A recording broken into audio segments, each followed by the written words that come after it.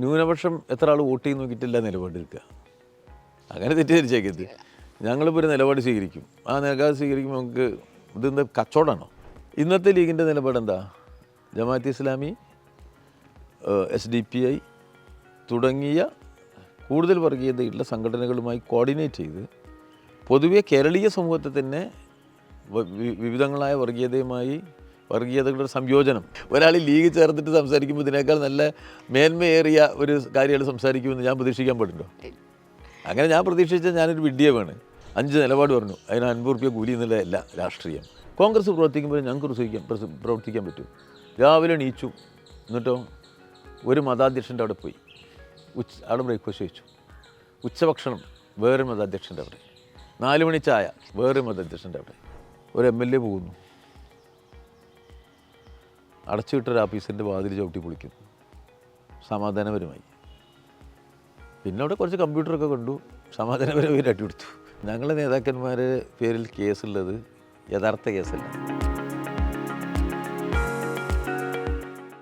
CPIM എന്ന പ്രസ്ഥാനവും LDF സർക്കാരും നിരവധി വിമർശനങ്ങളിലൂടെ കടന്നു പോകുന്ന ഒരു സമയമാണിത്. സർക്കാരിൻ്റെ നിലപാടും അതുപോലെ തന്നെ നേതാക്കളുടെ വാക്കുകളുമെല്ലാം ചർച്ചയായിക്കൊണ്ടിരിക്കുന്നു. ഇപ്പോൾ CPIMൻ്റെ പോളിറ്റ് ബ്യൂറോ അംഗം ശ്രീ A. വിജയരാഘവനാണ് നമുക്കൊപ്പം ചേരുന്നത്. നമസ്കാരം. വയനാട് കഴിഞ്ഞ തെരഞ്ഞെടുപ്പുകളിൽ പ്രിയങ്ക ഗാന്ധിയും അതിൻ്റെ മുമ്പ് രാഹുൽ ഗാന്ധിയും ഒക്കെ ജയിച്ചത് വർഗീയ വോട്ടുകൾ നേടിയാണെന്നുള്ള താങ്കളുടെ ഒരു പ്രസംഗത്തിലൊരു ഭാഗം അത് വലിയ രീതിയിൽ ചർച്ചയായിക്കൊണ്ടിരിക്കുന്നു. ഇപ്പോഴും ചർച്ചകൾ നടക്കുന്നുണ്ട്. എന്തിൻ്റെ അടിസ്ഥാനത്തിലായിരുന്നു അങ്ങനെ ഒരു പ്രസംഗം? അതേപോലെ മുഴുവൻ ന്യൂനപക്ഷങ്ങളെയും വർഗീയവൽക്കരിക്കുന്ന രീതിയിൽ ഒരു വാക്ക്, ആ ഒരു പ്രസംഗം അത് ആവശ്യമുണ്ടായിരുന്നു? മുഴുവൻ ന്യൂനപക്ഷങ്ങളെയും വർഗീയവൽക്കരിച്ചു എന്നത് ആരോപണമാണ്, വസ്തുതയല്ല. നമ്മളൊരു പൊതുവിമർശനം മുസ്ലിം സംഘടനകളിലെ പൊതുവെ മതമൗലികതാവാദ സ്വഭാവമുള്ള വർഗീയ സ്വഭാവമുള്ള സംഘടനകളുടെ കൂടി പിന്തുണ കേരളത്തിലെ കോൺഗ്രസ് തിരഞ്ഞെടുപ്പുകളിൽ പൊതുവെ വാങ്ങിയിരിക്കുകയാണ്. കഴിഞ്ഞ പാർലമെൻറ്റ് തെരഞ്ഞെടുപ്പിലും ഇപ്പോഴത്തെ പാർലമെൻറ്റ് ഉപതെരഞ്ഞെടുപ്പിലും ഇപ്പോൾ നിയമസഭയിലേക്ക് കടന്ന തിരഞ്ഞെടുപ്പിലുമൊക്കെ ഈ സംഘടനകളുടെ പിന്തുണയോടുകൂടിയാണ് മത്സരിക്കുന്നത്. ആ പിന്തുണയോടുകൂടി മത്സരിക്കുന്ന സ്ഥാനാർത്ഥി പട്ടികയിൽ രാഹുൽ ഗാന്ധിയുടെയും പ്രിയങ്ക ഗാന്ധിയുടെയും പേരുണ്ടെന്നൊരു വസ്തുതയാണ്. ആ വസ്തുത മാത്രമാണ് ഞാൻ പറഞ്ഞത്. അപ്പം അങ്ങനെയാണെങ്കിൽ അത് ഏത് സംഘടനയാണ്? സംഘടനയുടെ പേര് താങ്കൾ പറഞ്ഞിട്ടില്ല. അതല്ലേ പ്രശ്നം, ഞാൻ പറഞ്ഞില്ലല്ലോ പേര്. പിന്നെ എന്തിനാണ് നിങ്ങൾ വിഷമിക്കുന്നത്? ഏതെങ്കിലും ഒരു സംഘടനയുടെ പേര് പറയാത്തിടത്തോളം അത് മുഴുവൻ ന്യൂനപക്ഷ സംഘടനകളെയും ആ രീതിയിൽ കാണുന്ന ഒന്നാവില്ലേ? അപ്പം അത് വ്യക്തമായിട്ട് പറയാത്തതിൽ വരുന്ന ഒരു ആശയക്കുഴപ്പം കൂടിയല്ല. ആശയക്കുഴപ്പം മാധ്യമങ്ങൾക്ക് മാത്രമല്ലല്ലോ, സമൂഹത്തിനും ഇല്ലേ? ഒരു സമൂഹത്തിനും ഇല്ല. വർഗീയ ചേരി എന്ന് പറഞ്ഞാൽ അതിൽ ആശയക്കുഴപ്പത്തിൻ്റെ പ്രശ്നം എന്താ? വർഗീയമായി ചിന്തിക്കുന്ന എല്ലാവരും ഉൾപ്പെടുമല്ലോ. നമ്മുടെ നാട്ടിൽ, ഞാൻ ആദ്യം പറഞ്ഞു, നമ്മുടെ നാട്ടിലെ ധാരാളം മുസ്ലിങ്ങൾ ഉണ്ട്. അതിൽ ചെറിയൊരു ന്യൂനപക്ഷം മാത്രമാണ് വർഗീയമായി ചിന്തിക്കുന്നത്. ഒരു സമൂഹത്തിനകത്ത് രൂപപ്പെടാനിടയുള്ള തെറ്റായ പ്രവണതകളെ, ആ തെറ്റായ പ്രവണത എന്നുള്ള നിലയിലാണ് നമ്മൾ വർഗീയതയെ കാണുക. അത് ഒരു മതത്തിൽ മാത്രമാണ്, മുസ്ലിമിൽ മാത്രമാണോ വർഗീയത ഉള്ളത്? അല്ലല്ലോ. ഹിന്ദു വർഗീയവാദം ഉണ്ടല്ലോ. ഞാനൊക്കെ ശക്തമായിട്ട് ഹിന്ദു വർഗീയവാദത്തിനെതിരായിട്ടാണ് നമ്മൾ കൂടുതൽ സംസാരിക്കുക. 95% ഹിന്ദു വർഗീയവാദത്തിനെതിരെയും 5% മുസ്ലിം വർഗീയവാദത്തിനെതിരെയും സംസാരിച്ചാൽ നിങ്ങൾ മറ്റേ 95-നെ വായിച്ചളി. അതാണ് കാര്യം. മുസ്ലിം ലീഗ് എന്ന രാഷ്ട്രീയ പാർട്ടിയുമായിട്ട് നേരത്തെ CPIMന് വളരെ താല്പര്യമുണ്ടായിരുന്ന പാർട്ടിയാണ്. മുസ്ലിം ലീഗ് നല്ല പാർട്ടിയാണെന്ന് പറഞ്ഞിരുന്നു. മുന്നണിയിലേക്ക് വന്നാൽ കൊള്ളാം എന്നുള്ള തരത്തിൽ വരെ ചിന്തകൾക്കും അതേപോലെ തന്നെ ചർച്ചകളും ഒക്കെ ഉണ്ടായിരുന്നതുമാണ്. പിന്നീട് ആ ചർച്ചകൾക്ക് എന്താണ് സംഭവിച്ചത്? ഇപ്പോൾ എങ്ങനെയാണ് മുസ്ലിം ലീഗ് ഒരു വെറുക്കപ്പെട്ട പാർട്ടിയാകുന്നത്? അല്ല, മുസ്ലിം ലീഗ് നമ്മളെ സമൂഹത്തിൽ പ്രവർത്തിക്കുന്നുണ്ട്. അവരുടെ പ്രവർത്തനം പൊതുവെ നമ്മുടെ സമൂഹത്തിൻ്റെ പൊതുധാരയിൽ മുസ്ലിം സമൂഹത്തെ നിർത്തുക എന്നതിൽ നിന്ന് മാറി വലിയ തോതിൽ അവർ ജമാഅത്ത് ഇസ്ലാമി, SDPI തുടങ്ങിയ സംഘടനകളെ കോർഡിനേറ്റ് ചെയ്തുകൊണ്ട് പ്രവർത്തിക്കുന്ന തരത്തിലേക്ക് നീങ്ങിയത് ഇപ്പോൾ നമുക്ക് കാണാൻ കഴിയും. അതാണ് സംഭവം. ഒരു ഘട്ടത്തിൽ അവർ ഈ മതമൗലികതാവാദ സ്വഭാവമുള്ള അല്ലെങ്കിൽ വർഗീയ സ്വഭാവമുള്ള സംഘടനകൾക്കെതിരാണ് ഞങ്ങൾ പറഞ്ഞുകൊണ്ട് ജാഥ നടത്തി തീവ്രമായി രാജീവ് ഗാന്ധിയെ വിമർശിച്ചവർ. രാഹുൽ ഗാന്ധിയല്ല, രാജീവ് ഗാന്ധിയെ തീവ്രമായി വിമർശിച്ചു ലീഗ്. അപ്പോൾ അങ്ങനെ നിലപാടെടുത്തിരുന്ന ആൾക്കാരായിരുന്നു ലീഗ്. സോഫ്റ്റ് ഹിന്ദുത്വം രാജീവ് ഗാന്ധിക്ക് ഉണ്ട് എന്ന ആക്ഷേപം അവർ ഉന്നയിച്ചു. അത് അന്നത്തെ ലീഗിൻ്റെ നിലപാടാണല്ലോ. ഇന്നത്തെ ലീഗിൻ്റെ നിലപാടെന്താ? ജമാഅത്ത് ഇസ്ലാമി, SDPI തുടങ്ങിയ കൂടുതൽ വർഗീയതയുള്ള സംഘടനകളുമായി കോർഡിനേറ്റ് ചെയ്ത് പൊതുവെ കേരളീയ സമൂഹത്തെ തന്നെ വിവിധങ്ങളായ വർഗീയതകളുടെ സംയോജനം എന്നുള്ള നിലയ്ക്ക് മാറ്റുന്നൊരു പ്രക്രിയയുടെ ഭാഗമായിട്ട് അവർ മാറിക്കൊണ്ടിരിക്കുകയാണ്. സ്വാഭാവികമായിട്ടും വിമർശിക്കപ്പെടേണ്ട ഒരു രാഷ്ട്രീയ നിലപാടാണ് ലീഗിൻ്റെത്. അത് നമ്മുടെ സമൂഹത്തിൽ വലിയ അപകടം ഉണ്ടാക്കുന്ന ഒരു നിലപാടാണ്. ഞങ്ങൾ ന്യൂനപക്ഷത്തിൻ്റെ ഒപ്പമാണ്. ന്യൂനപക്ഷത്തിനൊപ്പമാണ് ഞങ്ങൾ ന്യൂനപക്ഷത്തിൻ്റെ ഒപ്പം. ഇവരല്ല, ഇവർ ന്യൂനപക്ഷത്തെ തെറ്റായ വഴിയിലേക്ക് നയിക്കുന്നവരാണ്. അതുവഴി അവർ ഈ ഭൂരിപക്ഷ വർഗീയതയ്ക്ക് സഹായം ചെയ്തു കൊടുക്കുകയാണ്. അതുകൊണ്ട് അവർ ന്യൂനപക്ഷത്തെ തെറ്റായ വഴിയിലൂടെ നയിച്ചുകൊണ്ട് ന്യൂനപക്ഷ വിരുദ്ധ താല്പര്യം സംരക്ഷിക്കും. അതാണ്. അപ്പോൾ ലീഗിനെതിരായ വിമർശനങ്ങൾ തുടരും. ലീഗ് വിമർശിക്കപ്പെടേണ്ട ഒരു പാർട്ടി ആയി നിൽക്കുന്നിടത്തോളം കാലം വിമർശനം തുടരും. വർഗീയ രാഘവൻ എന്നൊരു വിശേഷണം താങ്കളെക്കുറിച്ച് ഉണ്ടാകുന്നത് പലയിടങ്ങളിലും സാമൂഹ്യ മാധ്യമങ്ങളിൽ ഉൾപ്പെടെ ചർച്ചയാകുന്നുണ്ട്. അതേപോലെ കേരളത്തിൻ്റെ മുഖ്യമന്ത്രി പിണറായി വിജയനെ അദ്ദേഹത്തിൻ്റെ RSSൻ്റെ മുഖ്യമന്ത്രിയായിട്ടാണ് ഇപ്പോൾ വിമർശിച്ചു പോരുന്നതും ആ രീതിയിലുള്ള ട്രോളുകളും ഒക്കെ വരുന്നുണ്ട്. അപ്പം ഇതിനെ എങ്ങനെയാണ് നോക്കിക്കാണുന്നത്? ഇതൊക്കെ രാഷ്ട്രീയമല്ലേ, പൊളിറ്റിക്സ് അല്ലേ. പൊളിറ്റിക്സിൽ ശരി പറഞ്ഞാലാണ് ഏറ്റവും കൂടുതൽ ആക്രമിക്കപ്പെടുക. മനസ്സിലായോ? ഒരു സത്യം കണ്ടുപിടിച്ചുകൊണ്ടേ വിരോധം കൊണ്ടത്. ഒരു സത്യം കണ്ടുപിടിക്കപ്പെടുന്നു, അവർ കൺസീൽ ചെയ്യുന്ന റിയാലിറ്റിയെ സമൂഹത്തിലേക്ക് പറയുകയാണ് ചെയ്യുന്നത്. അതിപ്പോൾ ഞാൻ പറഞ്ഞിട്ടുണ്ട്, മുഖ്യമന്ത്രി ആവർത്തിച്ച് പറഞ്ഞുകൊണ്ടിരിക്കുന്നുണ്ട്. അപ്പോൾ സ്വാഭാവികമായിട്ടും ഈ കയ്യോടെ പിടിക്കപ്പെട്ട ഒരു കള്ളൻ ചുറ്റുമുള്ള എല്ലാവരെയും കള്ളൻ എന്ന് വിളിച്ചാണല്ലോ സാധാരണ ഓടുക. അത് നാട്ടുനടപ്പാണ്. ആ നാട്ടുനടപ്പിനെ അങ്ങനെ കണ്ടാൽ മതി. ഒരാൾ ലീഗ് ചേർന്നിട്ട് സംസാരിക്കുമ്പോൾ ഇതിനേക്കാൾ നല്ല മേന്മയേറിയ ഒരു കാര്യങ്ങൾ സംസാരിക്കുമെന്ന് ഞാൻ പ്രതീക്ഷിക്കാൻ പാടുണ്ടോ? അങ്ങനെ ഞാൻ പ്രതീക്ഷിച്ചാൽ ഞാനൊരു വിഡ്ഢിയമാണ്.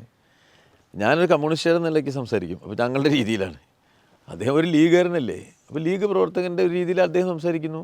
അത് രണ്ട് ശൈലികളും രണ്ട് പ്രസ്ഥാനങ്ങളും രണ്ട് തരം പ്രത്യയശാസ്ത്രങ്ങളും ഒക്കെ ആയിട്ട് ബന്ധപ്പെട്ട് കിടക്കുന്നതാ. അതിന്ന് ഉത്ഭൂതമാകുന്ന ഒരു സാംസ്കാരിക തലമുണ്ടാവും. അതൊക്കെ ആയിട്ട് ബന്ധപ്പെട്ട് കിടക്കുക. അതിലൊന്നും വലിയ അതൊന്നും ആരും വിശ്വസിക്കാൻ പോണില്ല. ഞാനൊരു CPM പ്രവർത്തകനല്ലേ, ഞങ്ങൾക്കൊരു രാഷ്ട്രീയ നിലപാടില്ലേ. ആ രാഷ്ട്രീയ നിലപാടല്ലേ ഞങ്ങൾ പറഞ്ഞുകൊണ്ടിരിക്കുക. ഞങ്ങളുടെ രാഷ്ട്രീയ നിലപാട് വളരെ ക്രിസ്റ്റൽ ക്ലിയറാണ്. വർഗീയതയോടുള്ള രാഷ്ട്രീയ നിലപാട് വളരെ ക്രിസ്റ്റൽ ക്ലിയറാണ്.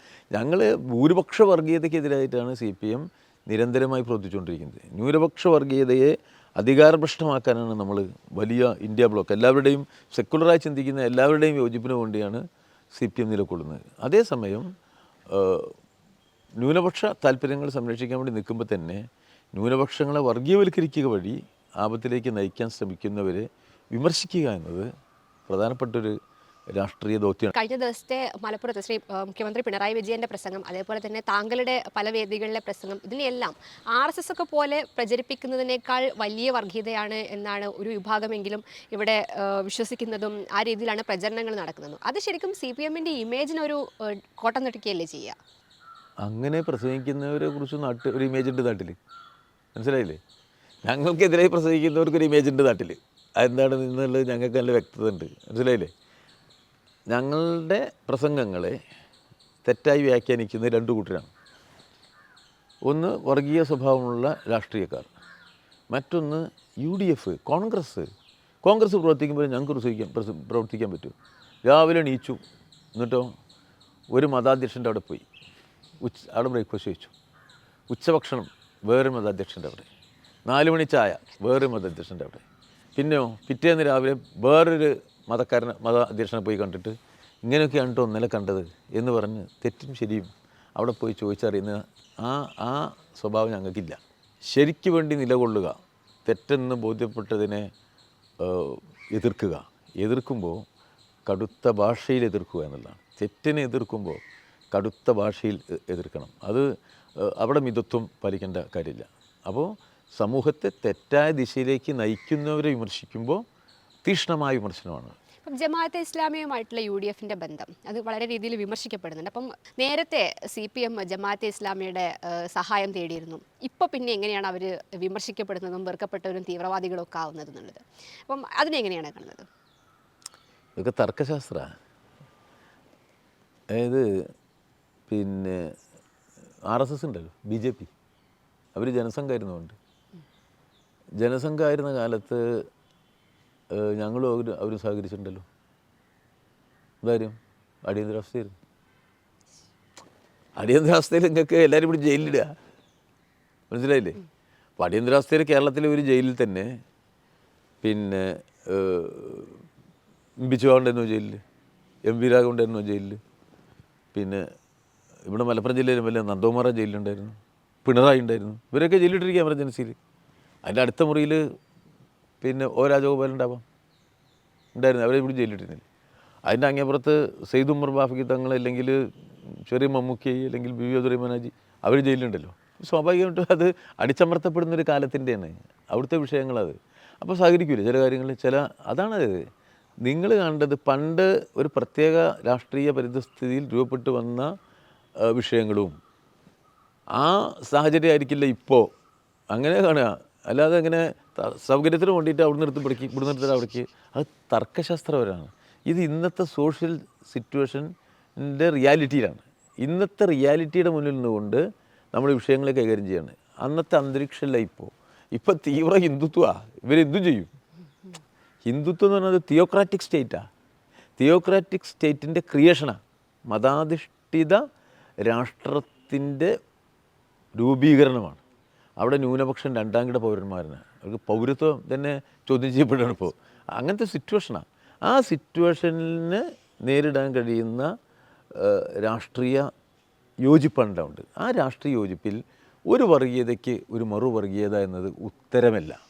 ആ വർഗീയത പ്രചരിപ്പിക്കുന്നതുകൊണ്ടാണ് ഞങ്ങൾ ന്യൂനപക്ഷ വർഗീയതയിലെ തീവ്ര സ്വഭാവമുള്ള സംഘടനകളെ വിമർശിക്കുന്നത്. അങ്ങനെ കണ്ടാൽ മതി.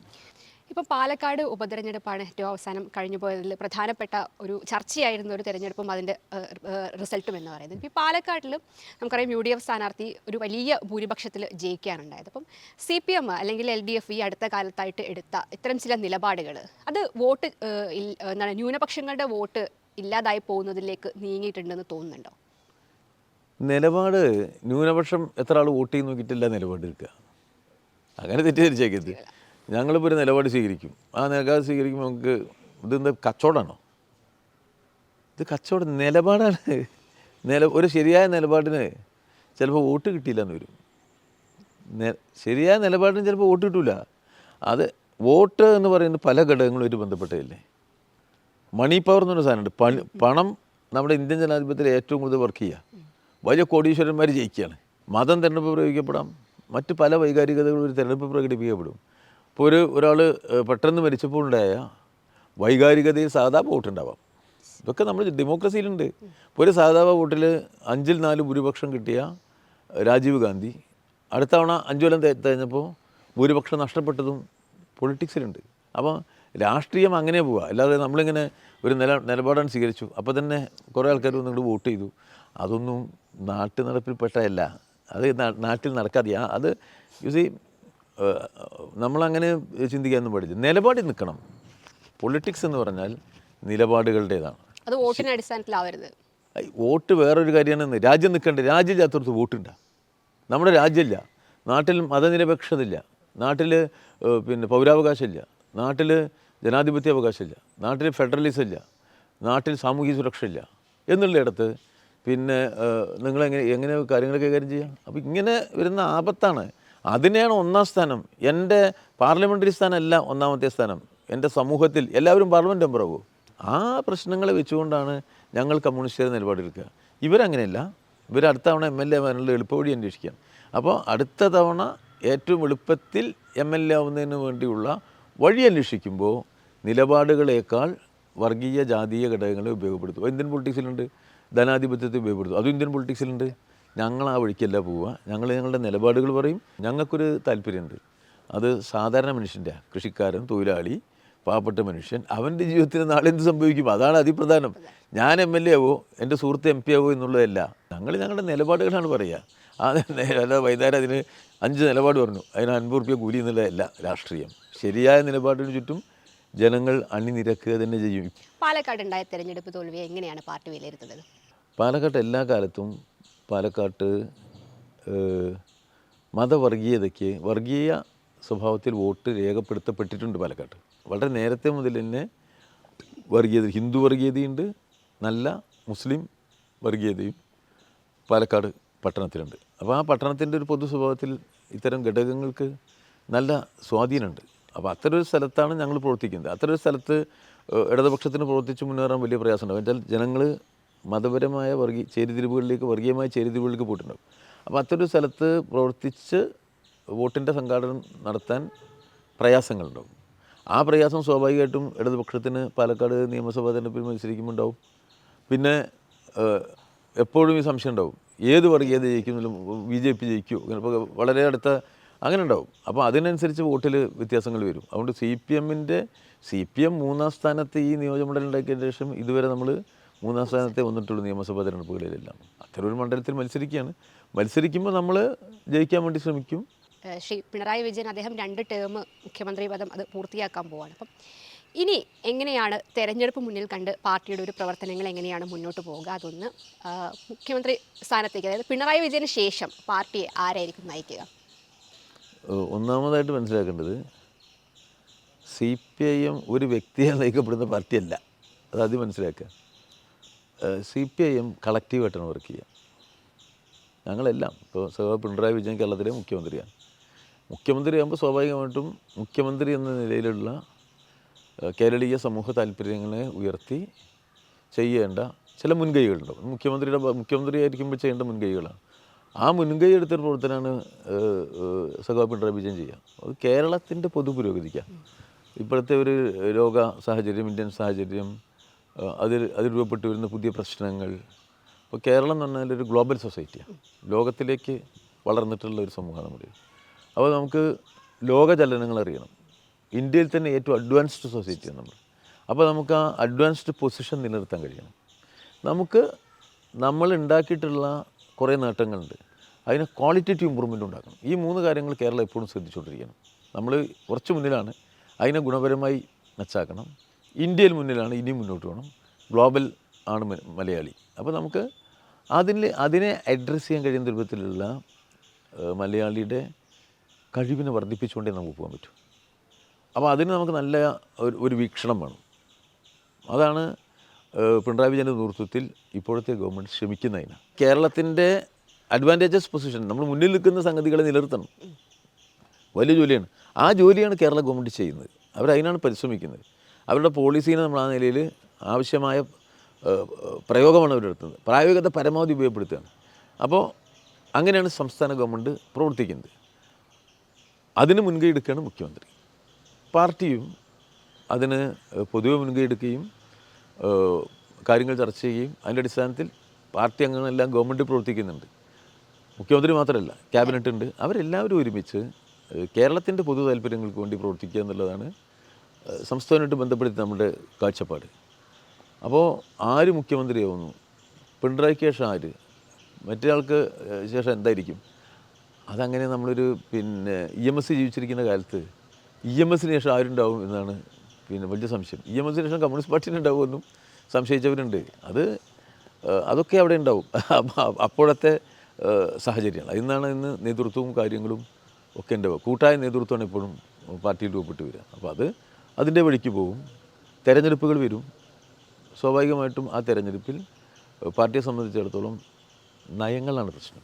2026 നമ്മളൊരു തെരഞ്ഞെടുപ്പിനെ അഭിമുഖീകരിക്കേണ്ട വർഷമാണ്. ഈ ഒരു ഭരണസമയത്തെ ഈ കേരളത്തിലെ ജനങ്ങൾ അത്ര നല്ല രീതിയിലല്ല അതിനെ കാണുന്നത്. പലതരത്തിലുള്ള വിമർശനങ്ങൾ ഉണ്ടാകുന്നുണ്ട്. അപ്പം അതിനെ കൂടി മറികടക്കേണ്ടതുണ്ട് ഇനി ഒരു തെരഞ്ഞെടുപ്പിലേക്കൊക്കെ പോകുന്ന സമയത്ത്. അപ്പം അതിനുള്ള എന്ത് നടപടിക്രമങ്ങളാണ് ഉണ്ടാവുക? എല്ലാ CPM ഗവൺമെൻറ്റുകളെയും, ഇടതുപക്ഷ ഗവൺമെൻറ്റുകളെയും, കമ്മ്യൂണിസ്റ്റ് പാർട്ടി ഗവൺമെൻറ്റിനെയും ആളുകൾ എതിർത്തുകൊണ്ടേയിരിക്കും. കമ്മ്യൂണിസ്റ്റ് വിരുദ്ധന്മാർ. ഇതിപ്പോൾ ആദ്യമായിട്ടാണ് പോകുന്നത്. ഇത് എല്ലാ കാലത്തും ഉണ്ട്. എല്ലാ കാലത്തും കമ്മ്യൂണിസ്റ്റ് അധികാരത്തിൽ വരും. ഇതൊരു ഭാഗ്യം തകർന്നു പോയി എന്ന് പ്രചരിപ്പിക്കും. പണ്ട് ഇതല്ല പ്രചരിപ്പിക്കുക. പാർട്ടി അധികാരത്തിൽ വന്നാൽ പിറ്റേ ദിവസം പറയും ക്രമസമാധാനം തകർന്നു പോയി എന്ന് പറയും. ക്രമസമാധാനം തകർന്നു എന്ന് പറയുന്നത് കാരണം പുറത്ത് ഇതിനേക്കാൾ വലിയ മോശം പ്രശ്നമായതുകൊണ്ട് അത് പറയുന്നില്ല. പണ്ട് അങ്ങനെയാണ്. ഗവൺമെൻറ് അധികാരത്തിൽ 3-4 ദിവസം തന്നെ പ്രതിപക്ഷ നേതാവ് പറയും കേരളത്തിൽ ക്രമസമാധാനം തകർന്നു പറയും. അത് മീഡിയ പറയും. അപ്പോൾ സ്വാഭാവികമായിട്ട് അങ്ങനെ പറഞ്ഞുകൊണ്ടിരിക്കും. ഇങ്ങനെ വിമർശനങ്ങൾ ഉണ്ടാവും. കാരണം ലെഫ്റ്റ് ഗവൺമെൻറ്റിൻ്റെ പോളിസി എന്ന് പറയുമ്പോൾ ആ പോളിസിയെ എതിർക്കുന്നവരുണ്ടല്ലോ സമൂഹത്തിൽ. അവർക്ക് സമൂഹത്തിലൊരു സ്വാധീനമുണ്ട്. അവരുടെ കയ്യിലാണ് കൂടുതൽ പ്രചരണ സംവിധാനങ്ങൾ. അവരുടെ കയ്യിലാണ് മീഡിയ. സ്വാഭാവികമായിട്ടും അവർ പിന്നെ ഞങ്ങൾക്കെതിരായിട്ട് പറയും. അത് പറയുന്നവർ പറയും ഇതാണ് ജനം വിശ്വസിക്കുന്നതെന്നും പറയും. അങ്ങനെയുണ്ട് കേട്ടോ. ഇങ്ങനെ ഞങ്ങൾക്കെതിരെ പറയുമല്ല, ആ പറയുന്ന എല്ലാവരും എന്താ പറയുക, ഇപ്പോൾ ഇതാണ് ജനം വിശ്വസിക്കുക. എല്ലാ ഗവൺമെൻറ്റിലും മികച്ച ആളുകളെ തിരഞ്ഞു വയ്ക്കുക, അവർ മികച്ച പ്രവർത്തനം തന്നെയാണ് നടത്തുക. ആ മികച്ച പ്രവർത്തനത്തെ വിമർശിക്കും. സമൂഹത്തിൽ ആ വിമർശനം ഉണ്ടാവുമല്ലോ. അപ്പോൾ ആ പ്രവർത്തനം എല്ലാവർക്കും ഇഷ്ടപ്പെടാത്തവർ വിമർശിക്കുക തന്നെ ചെയ്യും. പിന്നെ തെറ്റായ ധാരണയുടെ ഭാഗമായും വിമർശനം വരും. ഇപ്പോൾ ഞങ്ങളെക്കുറിച്ച് ഞങ്ങളുടെ അത്ര താല്പര്യമില്ലാത്തവർ നടത്തുന്ന തെറ്റായ പ്രചരണങ്ങളുടെ സ്വാധീനം സമൂഹത്തിലുണ്ടാവും. ആ സ്വാധീനത്തിൻ്റെ ഭാഗമായിട്ടുള്ള വിമർശനവും ഗവൺമെൻറ്റിനെതിരായിട്ട് വരും. അതൊക്കെ ഉള്ളൊരു സമൂഹത്തിലാണ് നാം ജീവിക്കുന്നത്. അപ്പോഴും നമ്മൾ ചെയ്യുന്നത് വെച്ചാൽ അതിനെല്ലാം മുഖവിലക്കെടുത്തുകൊണ്ട് എന്തെല്ലാം തിരുത്തലുകൾ വരുത്തണമെന്ന് ഞങ്ങൾ പരിശോധിക്കും.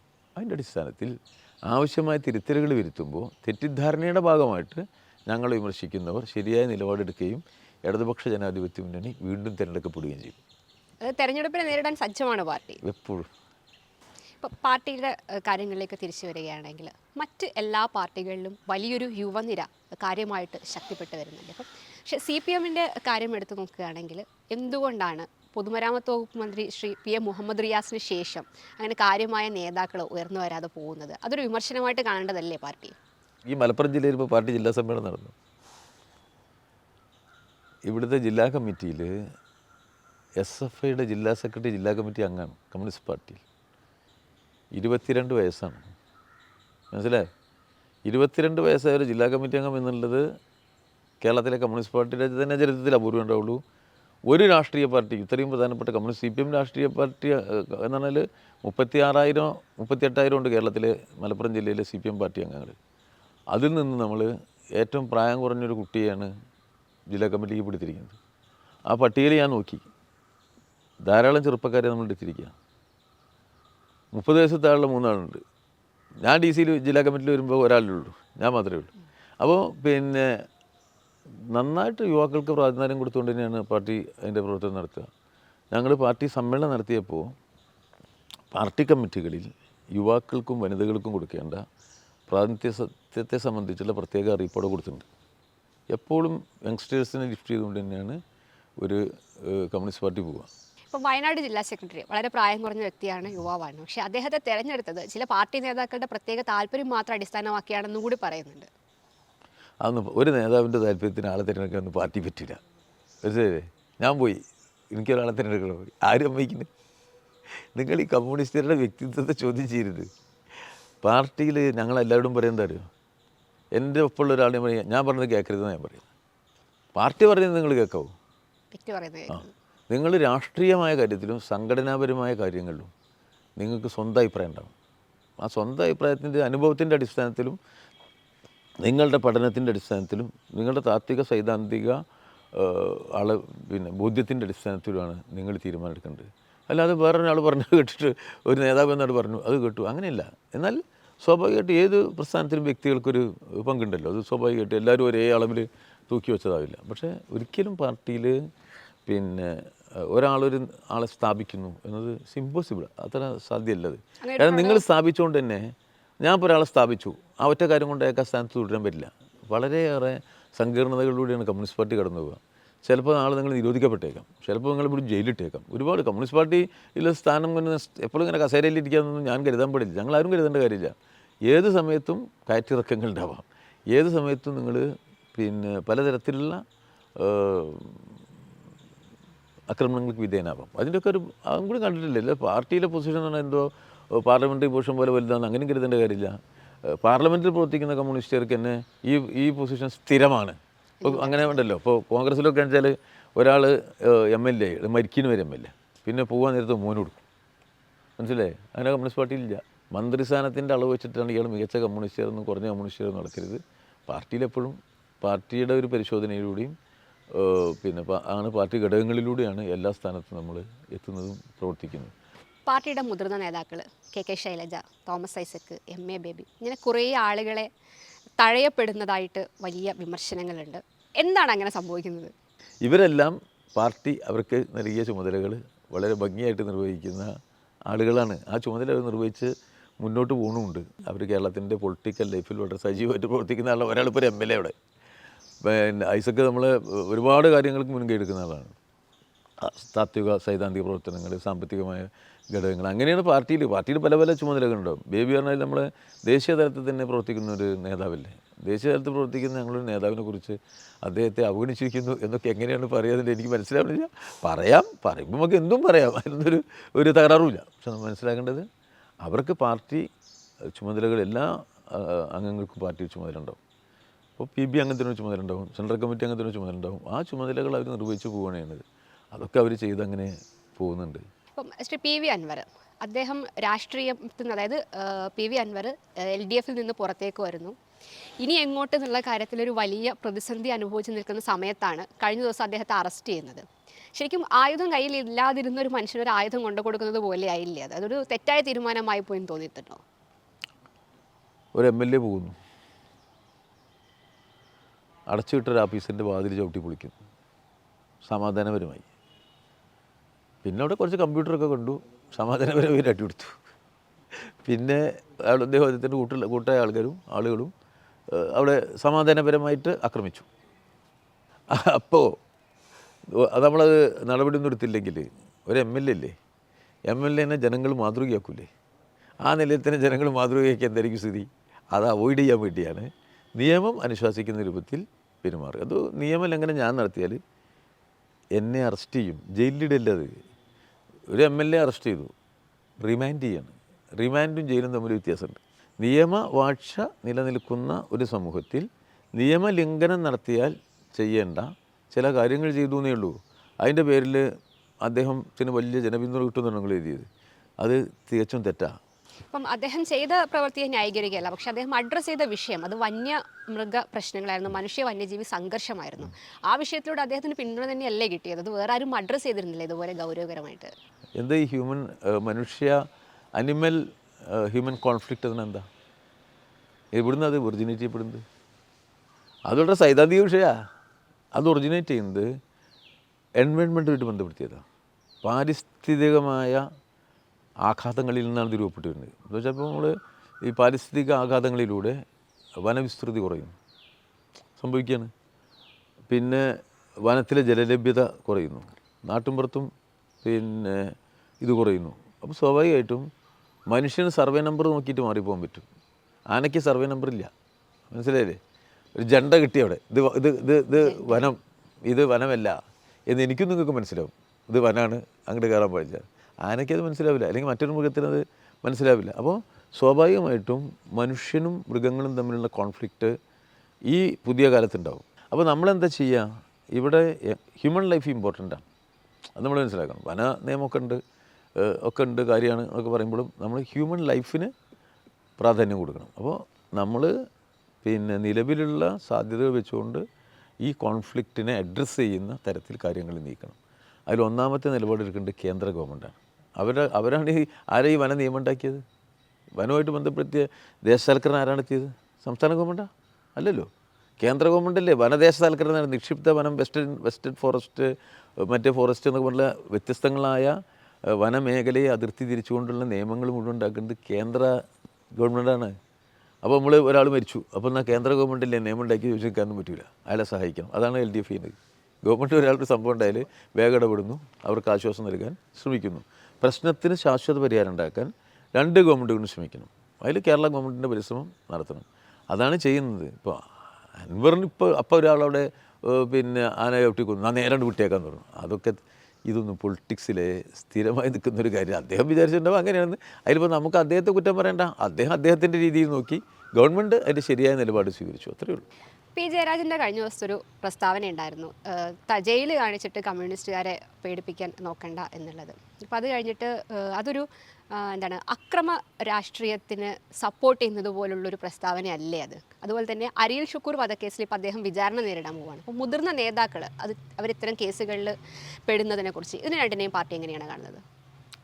അല്ല, ഞങ്ങളുടെ മുതിർന്ന നേതാക്കളൊക്കെ കേസ് പെട്ടിട്ടുണ്ട് ധാരാളമായിട്ട്. ആദ്യമായിട്ട് വിടുകയാണ്, കൊലക്കേസാണ്.